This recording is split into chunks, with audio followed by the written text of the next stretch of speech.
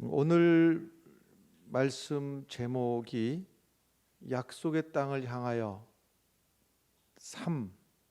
세 번째라는 얘기죠. 가데스 바네아에서. 혹시 1, 2번 기억하십니까? 르비딤에서, 홍해에서. 오늘 세 번째 가데스 바네아에서.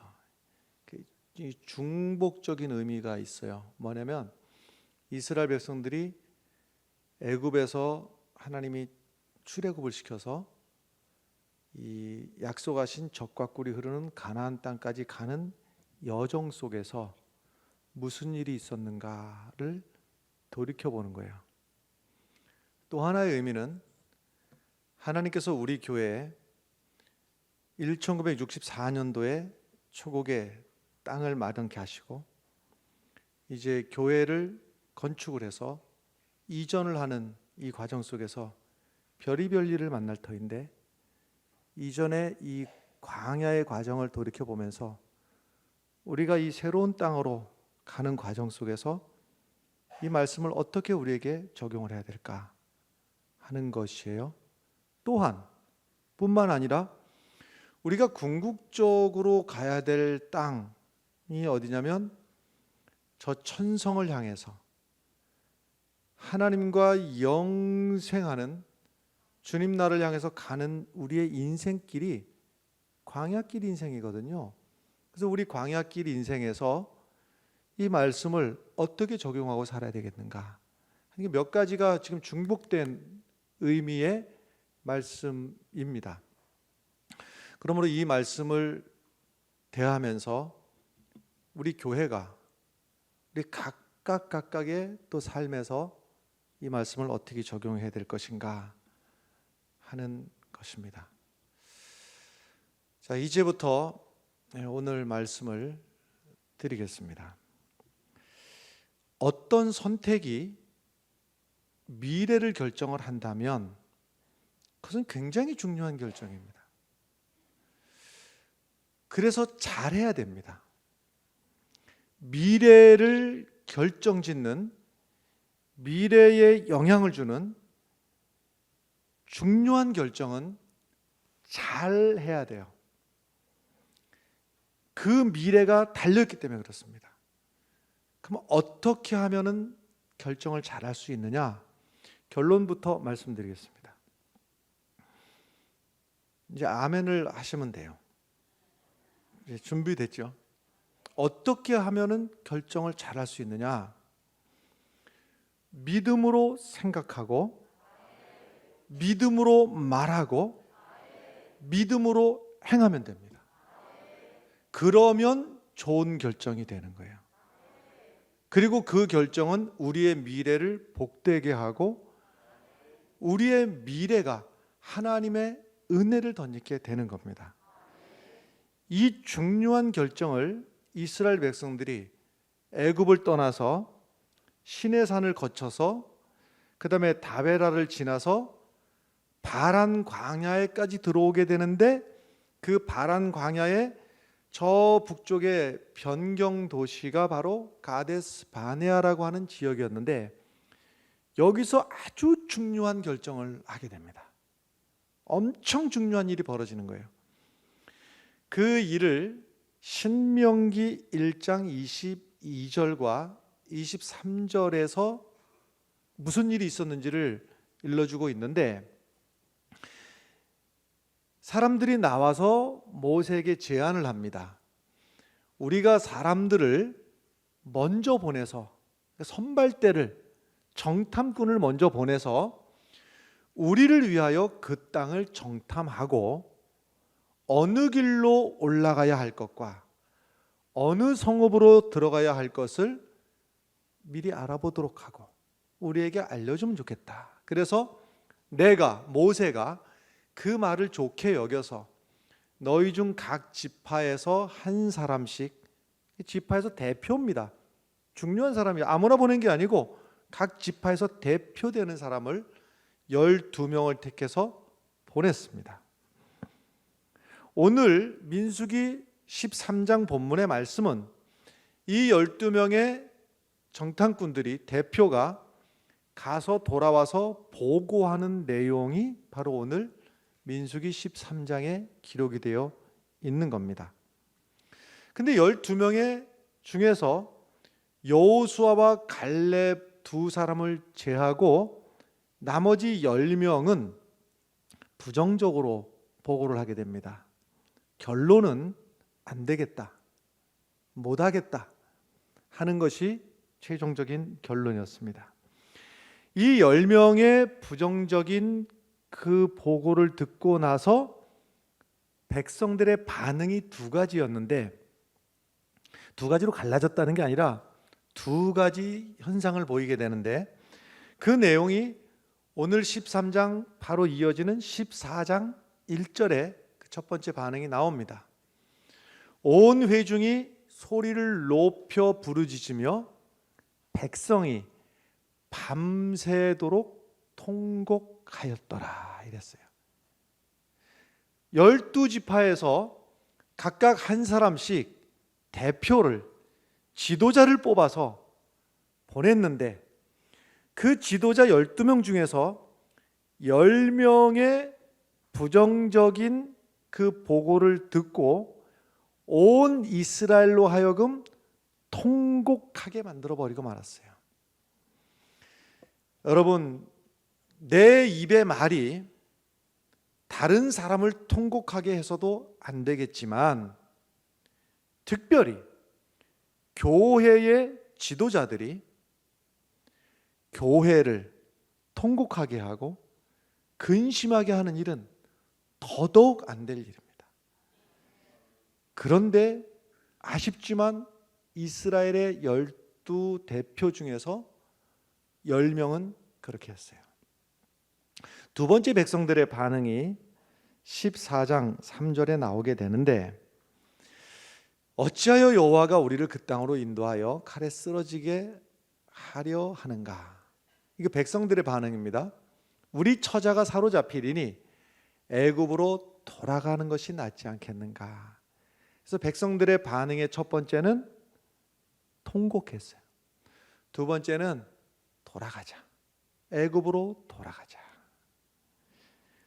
자, 이 결론, 10명이 부정적인 말을 했고 백성들은 통곡했고 애굽으로 돌아가자고 그랬습니다. 이 결과가 어떻게 됐는가? 민수기 14장 33절에 결과가 나와 있어요. 너희와 자녀들은 너희 반역한 죄를 지고 너희의 시체가 광야에서 소멸되기까지 40년을 광야에서 방황하는 자가 되리라 그랬습니다. 두 가지죠. 시체가 다 죽는다는 얘기입니다. 누가 죽는가 하면 딱 두 사람은 제외입니다. 여호수아와 갈렙은 믿음의 말을 했기 때문에 이 둘 제외. 그 다음에 나머지는 다 죽는 겁니다. 그리고 이제 여기에 참여 안 했던 광에서 새로 태어난 2세들, 여기는 여기 참여 안 했잖아요. 여기는 들어갈 수가 있습니다. 예외 없이 다 죽는 겁니다. 자, 이 결정, 10명의 부정적인 보고가 백성들로 하여금 무슨 일을 하게 만들었는가 하면, 지금 가데스 바네아에서 하나님이 약속하신 이 땅을 믿음으로 들어갔으면 들어간 겁니다. 이거는 아멘을 해야 될 상황이에요. 이 대목에서 하나님의 약속을 믿고 갔으면 들어간 겁니다. 근데 이 어리석은 결정으로 말미암아서 돌아가자, 이 결정으로 말미암아서 이때로부터 38년을 생고생을 하는 겁니다. 38년을 뺑글뺑글 돌고 돌아서 그 사이에 이 불신앙에 참여했던 사람들은 다 죽어나가고 38년 세월 허비하고 그리고 나서 가나안 땅에 들어가게 되는 거예요. 얼마나 무시무시한 일이 생겨났는지를 이해해야 됩니다. 이 대목에서 가데스 바네아에서 믿음으로 생각하고 믿음으로 말하고 믿음으로 들어갔으면 들어간 겁니다. 하나님이 하시는 겁니다. 그런데 이 생각, 저 생각, 믿음으로 생각하지 아니하고 인간의 판단으로 생각하고 계산해보고 두드려보고 결론 안 되겠다. 결론 광야에서 다 죽고 38년 더 고생하고. 이것이 오늘 가데스 바네아에서 우리에게 주는 교훈입니다. 이 가데스 바네아 사건을 통해서 우리가 두 가지 교훈은 반드시 붙들어야 됩니다. 하나가 무엇인가 하면 믿음의 교훈입니다. 이 10명이 왜 부정적인 얘기를 했을까? 아직 노예 근성에서 벗어나지를 못했나? 이 사람들이 뭔가 잘못 판단했나? 별의별 분석을 할 수도 있겠으나 심플하고 단순합니다. 믿음의 문제입니다. 하나님을 안 믿은 겁니다. 이 10명이 거짓말을 지어냈거나 엉뚱한 소리를 한 것만은 아닌 것 같아요. 나름대로는 정확한 현실 인식을 한 것도 같습니다. 이들의 이야기가 민수기 오늘 본문 제일 마지막 33절에 보면 거기서 네피림 후손 아낙 자손의 거인을 보았는데 우리가 보기에도 메뚜기 같고 그들이 보기에도 그와 같을 것이다. 왜 이런 생각을 했을까? 왜 내가 메뚜기 같다고 생각을 했을까? 믿음의 문제입니다. 하나님을 믿지 않았기 때문에. 이제까지 경험한 하나님이 어떤 하나님이었는가? 홍해를 갈라주신 것 봤어요.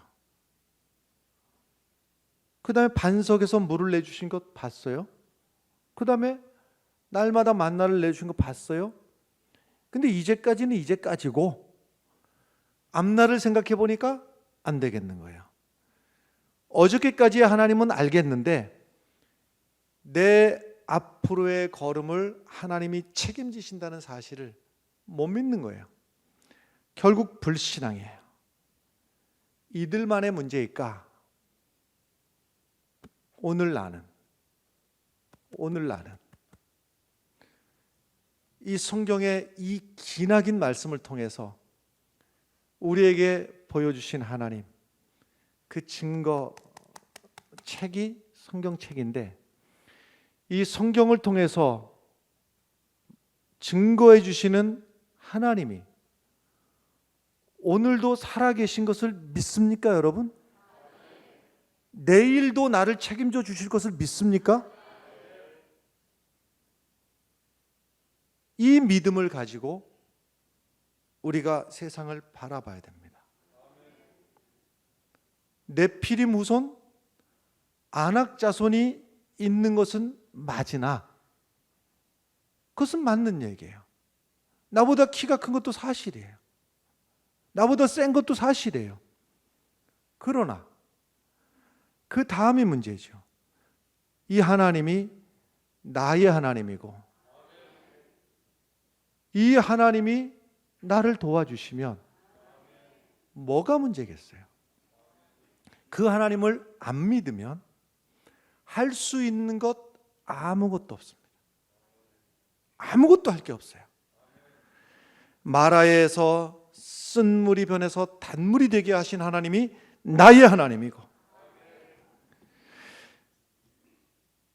성경에서 죽은 자도 살리시고 애시당초부터 나를 어머니 뱃속에 형질이 생기기 전부터 나를 창조하신 그 하나님이 나의 하나님이시고 나를 위해서 자기 아들까지도 죽여가면서 살리신 하나님이 나의 하나님이고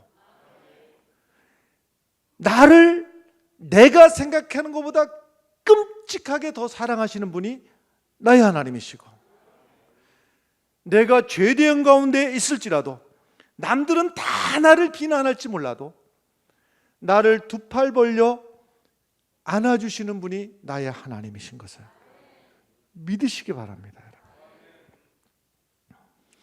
바울이 로마서 1장 17절에서 복음적 삶의 본질을 이렇게 설명합니다.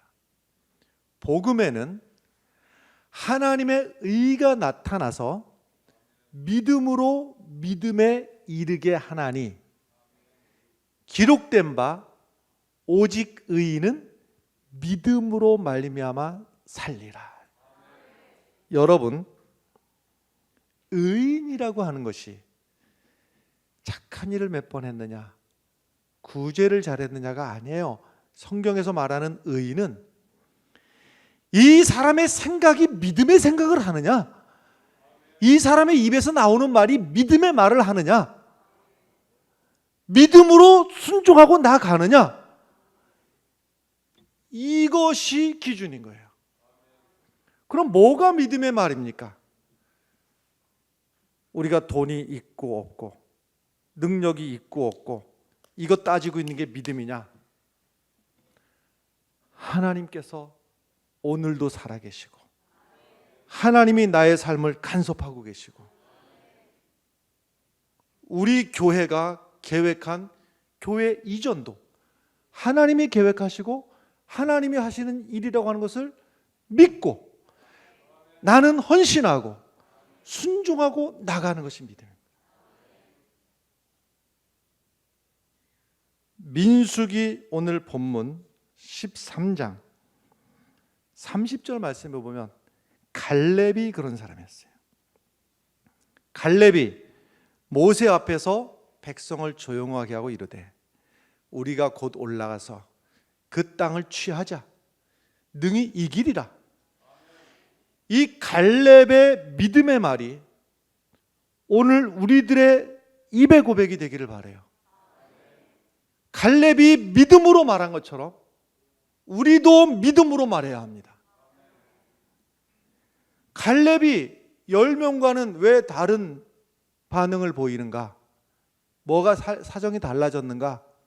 형편이 다른가? 아니에요. 똑같아요. 갈렙이 이렇게 믿음의 말을 할 수 있었던 것은 14장 8절에 나옵니다. 14장 8절의 말씀 보면 여호와께서 우리를 기뻐하시면, 할렐루야. 갈렙이 보는 것은 여호와께서 우리를 기뻐하시면 우리를 그 땅으로 인도해 들이시고 그 땅을 우리에게 주신다. 보세요. 10명의 바라보는 기준이 무엇인가 하면 거기에는 네피림 우손이 있고 안악자손이 있고 거인이 있고 그거 쳐다보니까 결론이 안 된다, 못한다, 불가능한다, 돌아가자. 그래서 하나님의 진노가 임했던 거예요. 갈렙 똑같은 상황에서 뭘 바라보는가? 여호와께서 우리를 기뻐하시면 오늘 우리의 삶의 형편에서도 교회 이전의 문제든지 우리 각각 삶의 자리에서든지 우리가 형편 어려운 것들 있습니다. 그거 쳐다보면서 네피림 우손, 안악자손, 거인 쳐다보면서 낙심하는 편에 멸망받는 편에 서지 않기를 바라요. 뭘 바라봐야 되겠어요? 여호와께서 우리를 기뻐하시면 이게 우리의 시선이 돼야 되고 이게 우리의 말이 돼야 되고 이게 우리의 생각이 돼야 되는 겁니다. 엉뚱한 거 쳐다보다가 멸망만 편에 가지 않기를 바라요. 여호와께서 우리를 기뻐하시면 하고 나니까 그 다음에 14장 9절 후반절에 보면 그들이 누구예요?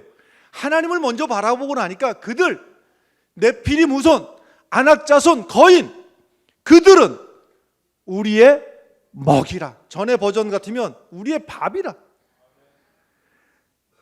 그들만 쳐다보고 있으면 그 앞에 마음이 쪼그라들고, 이거를 흔히 하는 말로 쫀다고 그래요. 그렇게 말해요.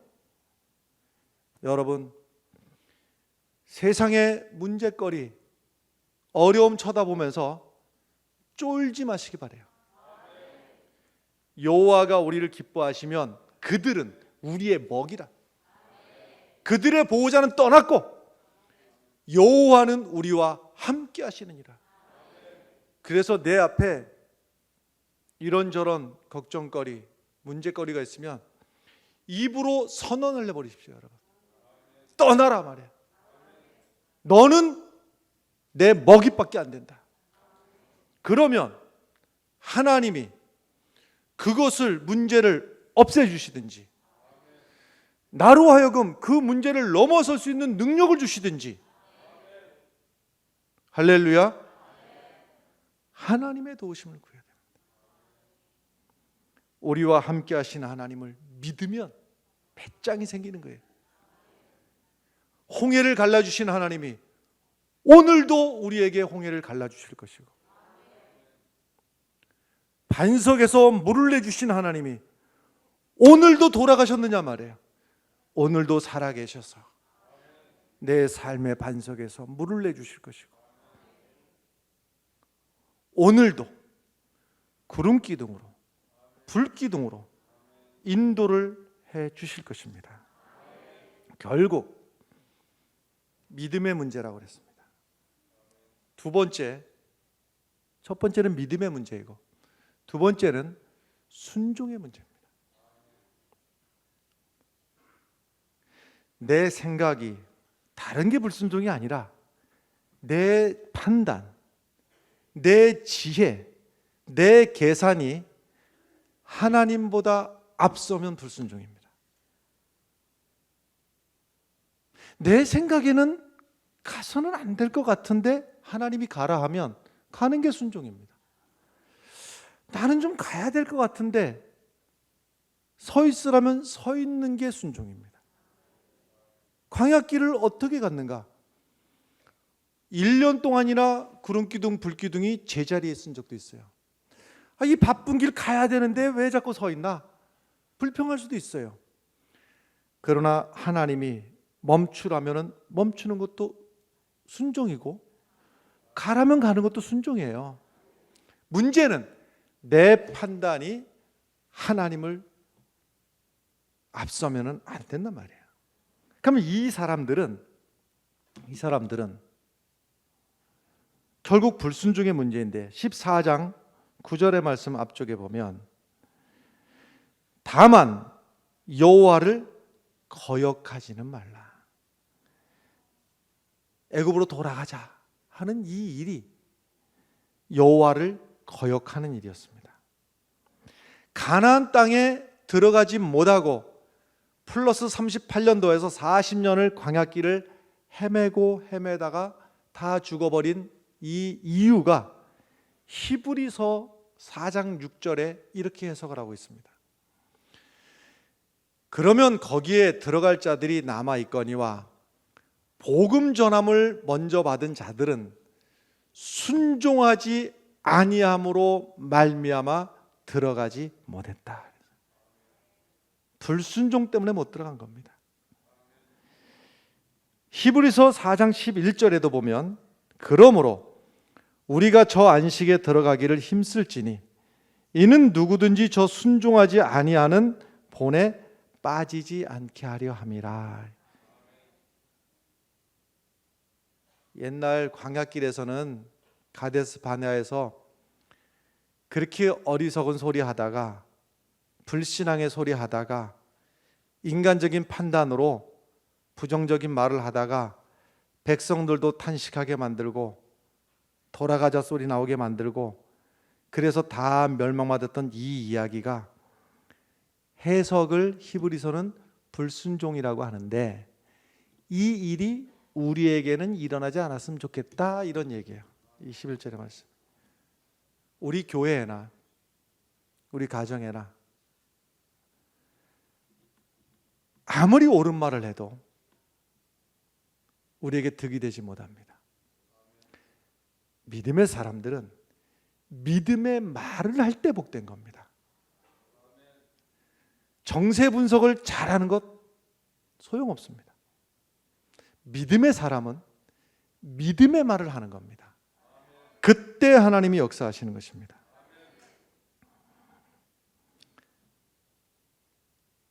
조금 어렵다고, 조금 어려워졌다고 하나님 앞에 순종하던 일을 너무 쉽게 중단을 해버리고, 조금 어려워졌다고 봉사하던 거 멈추고, 조금 어려워졌다고 11조 하나님의 축복의 이 통로 11조 헌금 이거부터 중단해버리고, 조금 어려워졌다고 예배하는 시간마저도 아까워서 중단하고, 조건이 여호와가 우리를 기뻐하시면이잖아요.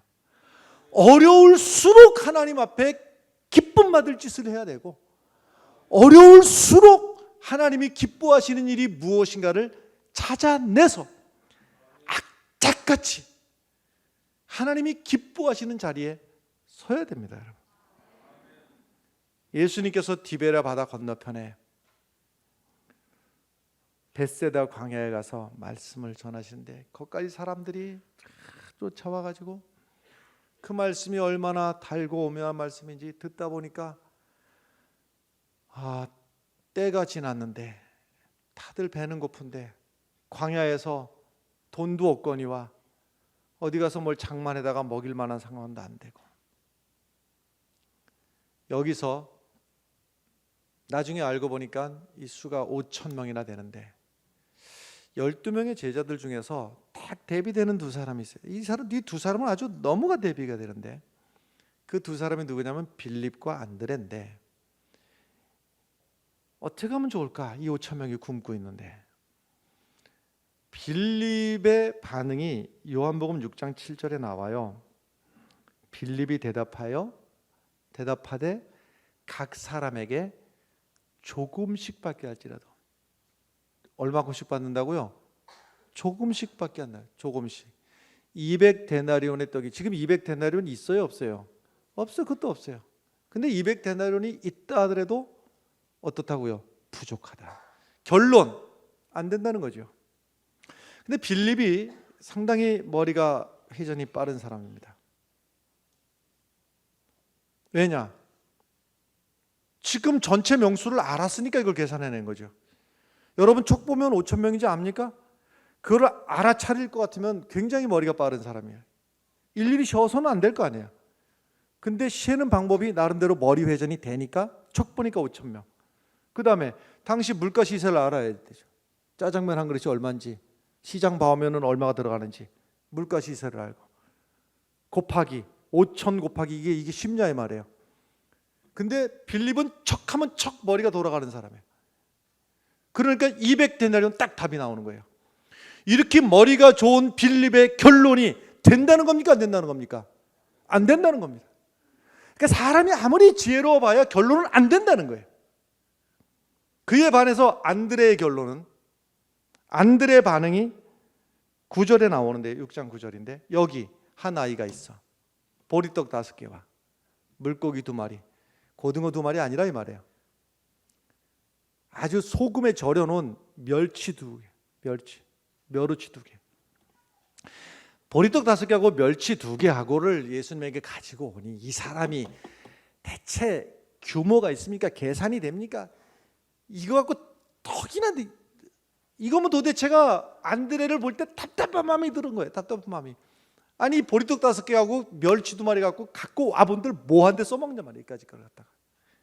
그러나 우둔해 보이고 어리석어 보이지만 이거를 가지고 예수님 앞에 나아오니까, 빌립은 아무리 머리 좋게 계산해봐야 결론이 안 된다고 하는 것이나, 안드레는 그렇게 지혜로운 사람은 아니나 예수님에게 이 문제를 가지고 왔을 때 결론이 어떻게 되느냐? 요한복음 6장 13절의 말씀, 이에 거두니 보리떡 5개로 먹고 남은 조각이 12바구니에 찼더라.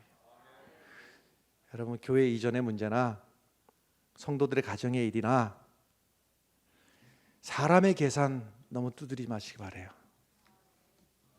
아예 안 해야 될 것은 아니나 앞서야 될 것이 있어요. 주님 앞으로 나가는 거예요. 주님 앞으로 나가는 일이 먼저입니다, 여러분.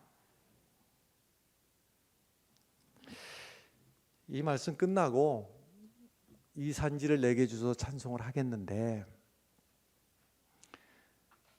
주님이 주신 땅으로 한 걸음씩 나아갈 때에, 그 다음에 여러분, 주님이 주신 땅으로 우리가 한 걸음씩 가는데 그 앞에 주단을 깔아놓고 그 앞에 아스팔트 열어놓고 그러고 가는가? 아니다, 이 말이에요. 한 걸음씩 나아갈 때에, 그 다음에 뭐예요? 수많은 적들과 견고한 성이 나를 두렵게 하지만, 이게 가나안 땅을 향해서 나아가는 길의 현실입니다, 여러분. 우리가 적들이 없고 견고한 성이 막히지 않아서만 약속의 땅을 향해서 나가는 게 아니라 이 말이에요. 현실은 막힌 것이 있고 견고한 성이 있고 나도 두려운 마음이 있지만, 하지만 주님을 신뢰함으로, 이게 우리의 마지막 고백이 돼야 돼요. 주님을 의지함으로, 주님이 주시는 담대함으로 큰 소리 외치며 나아가네. 이 산지를 내게 주소서. 시시한 믿음 가지고 하나님이 돌아가신 듯이 살지 마시기 바라요. 광야에서의 하나님은 오늘 나의 하나님이고 오늘도 살아계신 하나님.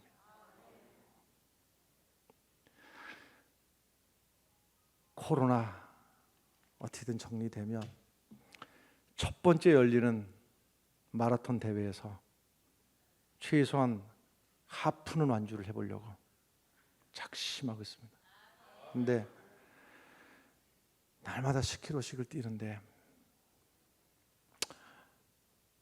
한 2km쯤 뛰다 보면 숨이 점점 차오고 다리도 뛰기 싫고,